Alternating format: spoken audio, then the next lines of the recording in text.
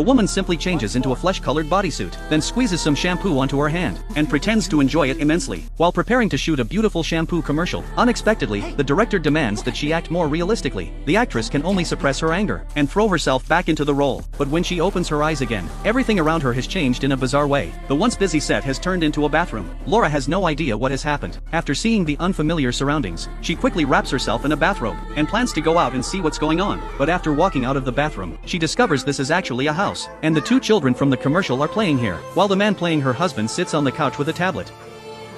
Where is everyone? I'm done, honey. You took a shower this late? Laura assumes this must be a prank by the crew, so she opens the door and tries to leave.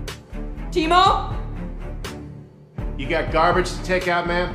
Only to be pulled back by the man the next second, because he thinks going outside in a bathrobe is improper for a wife. But Laura finds everything too strange to listen, and rushes onto the balcony without hesitation. What she sees instantly leaves her stunned. She discovers this is a completely unfamiliar place, not the set where she originally arrived. Before Laura can recover, Jack, thinking she is about to jump, drags her back inside. This instantly sends Laura into a rage. She says she was clearly filming a shampoo commercial, so why is she suddenly here? Then she warns Jack to stop the prank, and bring her clothes immediately. Here you go, honey. Here you go. They're both here.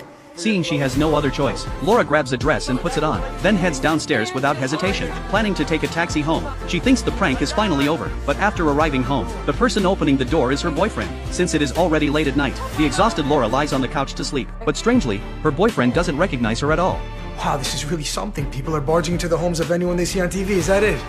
At first, Laura thinks he is part of the prank too, until a strange woman appears in her home. Only then does Laura realize her boyfriend has moved on. Furious, she turns around and leaves the heartbreaking place, then asks a driver to take her to a bar. She plans to drown her sorrows with a drink, but ends up running into her friends, so she tells them everything that happened. Unexpectedly, they think she is mentally unstable, because they don't know Laura at all. Seeing that none of her friends recognize her, Laura leaves the bar in frustration, and asks the driver to take her back to the building. After returning home, Jack immediately starts scolding Laura, saying she has no sense of saving money, and that one night of taxi rides costs him a day's wages. At that moment, Laura finally realizes something. Could it be that while filming the shampoo commercial, she accidentally entered the story itself? Looking at all the wedding photos of her and Jack, Laura retreats to the bedroom in despair, and kicks Jack out of the room. She believes that if she sleeps, everything might return to normal tomorrow morning. But what she never expects is that when she opens her eyes the next day, she is still sleeping in the same bedroom, and Jack is sitting beside her, constantly urging her to go to work. Only then does Laura realize she has truly entered the story. Remembering that the character is a bank employee, Laura goes to the company where the character works, but while looking through photos on the character's phone,